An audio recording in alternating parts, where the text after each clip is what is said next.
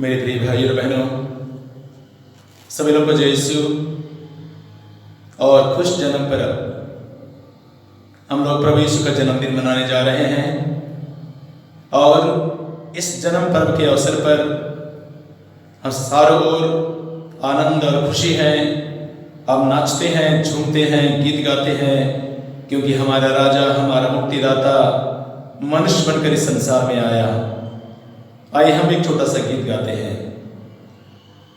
राजाओं का राजा है,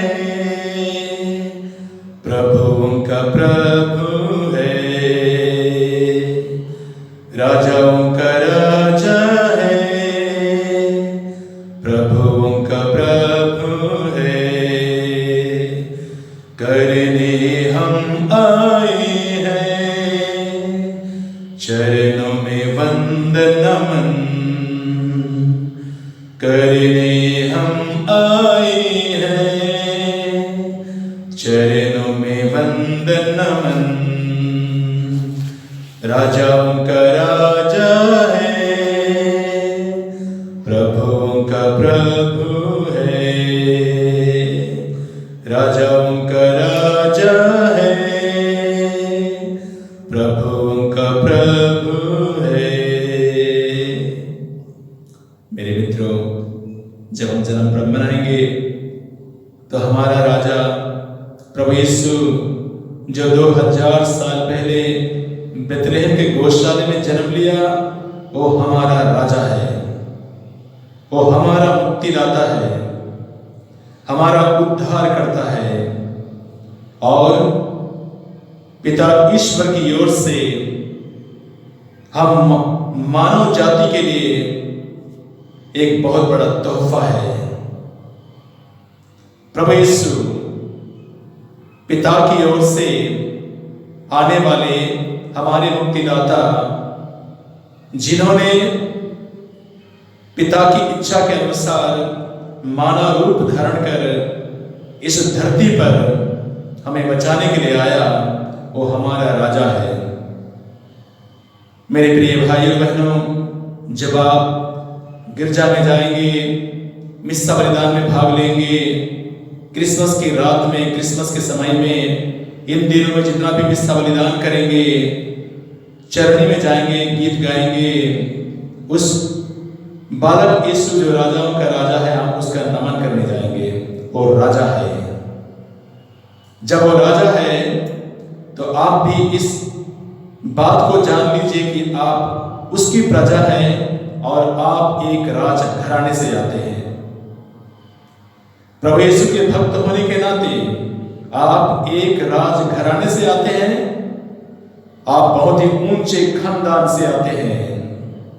आपकी असली पहचान यह है कि आप एक राज घराने से आते हैं।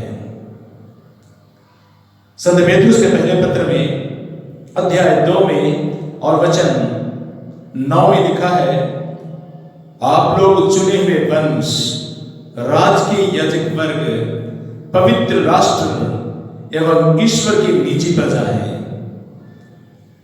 देखिए, वचन बोलता है, आप लोग चुने हुए वंश, राजकीय याजक वर्ग, पवित्र राष्ट्र और ईश्वर की निजी प्रजा है। राजकीय याजक वर्ग, पवित्र राष्ट्र, इसका मतलब आप एक बहुत ही ऊंचे खानदान से आते हैं, राज घराने से आते हैं, क्योंकि हमारा मुक्तिदाता, हमारा ईश्वर, गौशाले में जन्म लेने वाला ईश्वर और राजाओं का राजा और प्रभुओं का प्रभु है। बाइबल में देखेंगे, ईसाया के ग्रंथ में लिखा है, अध्याय 9 में और वचन 5 में लिखा है, हमारे लिए एक बालक उत्पन्न हुआ है और उसके कंधे पर राज्य अधिकार रखा गया है और उसका नाम होगा अपूर्व परामर्शदाता, शक्तिशाली ईश्वर, शाश्वत पिता और शांति का राजा। धर्म ग्रंथ कहता है वो शांति का राजा होगा। प्रभु यीशु राजा था, राजा है और अनंत काल तक राजा रहेगा। प्रभु यीशु हम लोगों को बचाने के लिए पिता की ओर से एक बहुत बड़ा वरदान है, बहुत बड़ी तोहफा है। रोमियो के पत्र में अध्याय 5 में और वचन 6 और 7 में संत पौलुस कहते हैं, हम निस्सहाय ही थे जब मसीह निर्धारित समय पर विधर्मियों के लिए क्रूस पर मर गए। निर्धारित समय पर विधर्मियों के लिए क्रूस पर मर गए। धार्मिक मनुष्य के लिए शायद ही कोई अपने प्राण अर्पित कर दे, फिर भी हो सकता है कि भले मनुष्य के लिए कोई मरने को तैयार हो जाए, किंतु हम तो पापी ही थे जब मसीह हमारे लिए क्रूस पर मर गए। इस प्रकार ईश्वर ने हमारे प्रति अपने प्रेम का प्रमाण दिया है। देखिए, ईश्वर इतना गहरा प्यार हमारे साथ रखा है। जब ईश्वर ने मनुष्य को अपने प्रतिरूप में बनाया, धरती की मिट्टी से गढ़ा और उसके नाथों में प्राण वायु फूंक दी, मनुष्य को जब अपने प्रतिरूप में बनाया तो ईश्वर ने मनुष्य को पवित्र बनाया, सुंदर बनाया। लेकिन पाप की वजह से मनुष्य की पवित्रता खत्म हो गई, मनुष्य की पवित्रता नष्ट हो गई। और इसी पवित्रता को बरकरार रखने के लिए, इसी पवित्रता को और एक बार हमारे जीवन में ले आने के लिए प्रभु यीशु इस धरती पर मानव बनकर उतर आया। मेरे मित्रों, बाइबल में लिखा है प्रभु यीशु राजा है। उसके जन्म से लेकर मरण तक प्रभु यीशु को एक राजा के रूप में धर्म ग्रंथ प्रस्तावित करता है, इंगित करता है।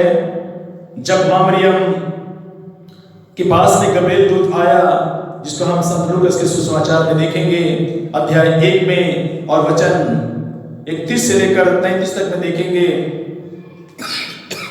जहां प्रभु यीशु स्वर्गदूत ने कहा, आप गर्भवती होंगी, पुत्र प्रसव करेंगी और उसका नाम ईसा रखेंगे।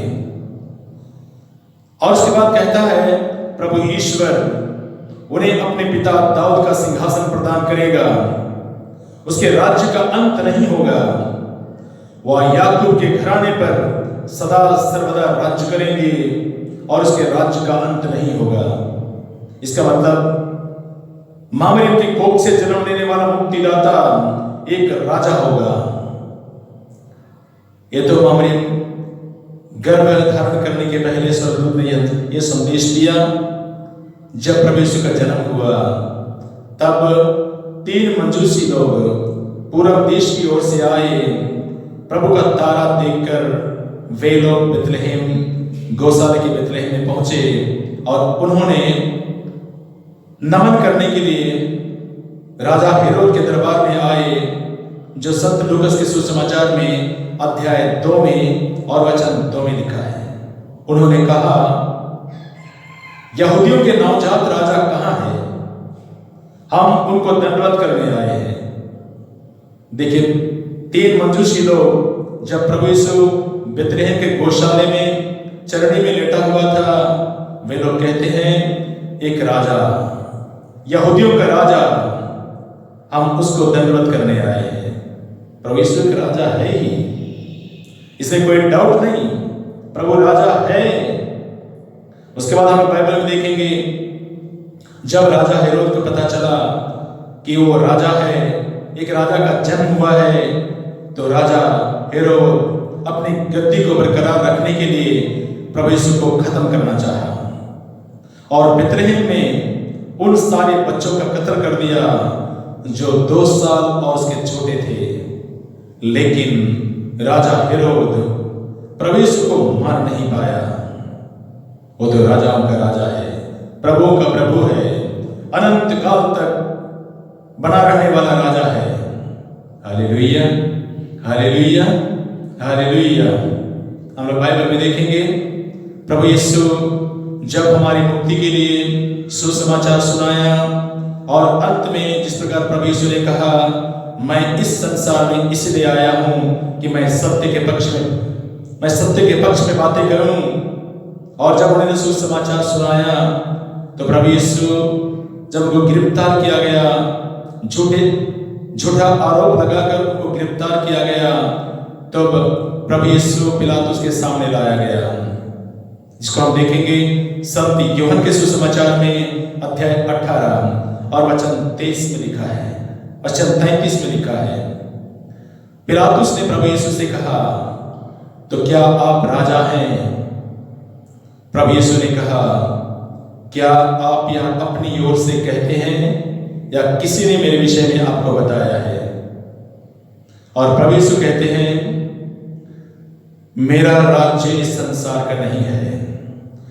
यदि मेरा राज्य इस संसार का होता तो मेरे अनुयायी लड़ते और मैं यहूदियों के हवाले नहीं किया जाता, परंतु मेरा राज्य इस संसार का नहीं है। तब पिलातुस ने कहा, तो तुम राजा हो। प्रभु यीशु ने कहा, आप ठीक कहते हैं, मैं राजा हूं। मैं इसलिए जन्मा और इसलिए संसार में आया कि मैं सत्य के विषय में साक्ष्य दूं। प्रभु यीशु खुद साक्षी देता है कि वह राजा है। जब प्रभु यीशु को कलवारी बलिदान में सूली पर लटका कर मार दिया गया, तब भी उसके क्रूस पर लिखा हुआ था, यहूदियों का राजा तुझे प्रणाम। जन्म के पहले से मरण तक, मरण के बाद में भी ये बताया जाता है कि प्रभु यीशु एक राजा है और हम उसकी प्रजा हैं। और इन दिनों में जब आप बेथलेहम के गौशाले में चरणी में लेटे हुए बालों को नमन करेंगे, तो मेरे भाइयों और बहनों इस बात को याद रखिएगा कि प्रभु यीशु एक राजा है, आप उसकी प्रजा हैं। प्रभु यीशु इसीलिए इस धरती पर आया, बेथलेहम के गौशाले में गंदगी में इतना नीचे उतर आया, जानवरों के बीच में हमारे लिए और आपके लिए, दुनिया की मुक्ति के लिए इतना नीचे उतर आया, इतनी गंदगी में उतर आया। ये बताता है कि हम पाप की अवस्था में इतनी गंदगी पर उतर आए हैं। इंसान पाप करता हुआ जिंदगी की गंदगी में इतना नीचे उतर आया है, और प्रभु यीशु हम लोगों को, जो राजाओं का राजा है, इस गंदगी से उठाने के लिए प्रभु यीशु खुद गौशाले में गंदगी में जन्म लिया ताकि वो हमें उठा सके। Hallelujah, hallelujah, hallelujah.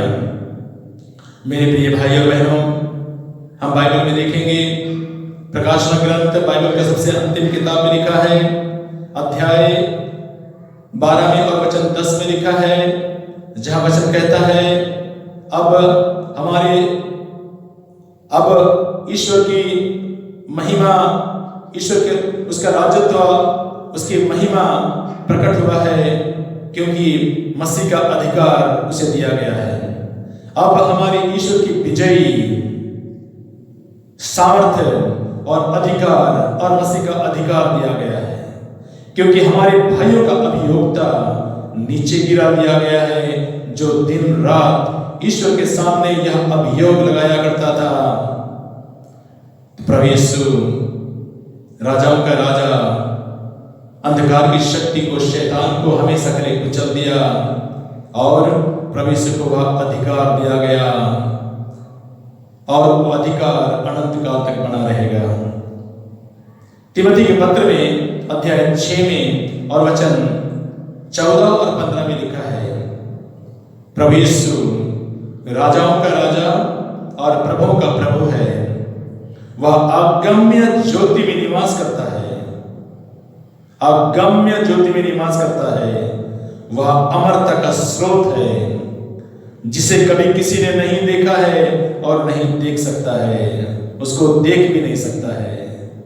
देखिए हमारा प्रभु कितना महान, गौशाले में जन्म लेने वाला, हमारा मुक्तिदाता, हमारा राजा, जिसको हम नमन करते हैं, इतना महान और महान राजा है, और हम भी उसकी प्रजा हैं, तो हम भी एक राज घराने से आते हैं। ईश्वर ने, प्रभु यीशु ने हमको गंदगी से उठाया, इतना ऊपर उठाया कि हम राजघराने के प्रजा कहलाए जाते हैं।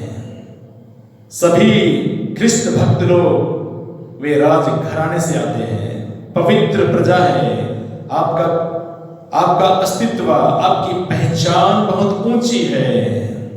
इसलिए उस सर्वशक्तिमान ईश्वर को इस क्रिसमस के समय में धन्यवाद दीजिएगा, क्योंकि प्रभु यीशु मानव जाति के इतिहास में प्रभु यीशु ईश्वर की ओर से एक बहुत बड़े हमारे लिए एक तोहफा है।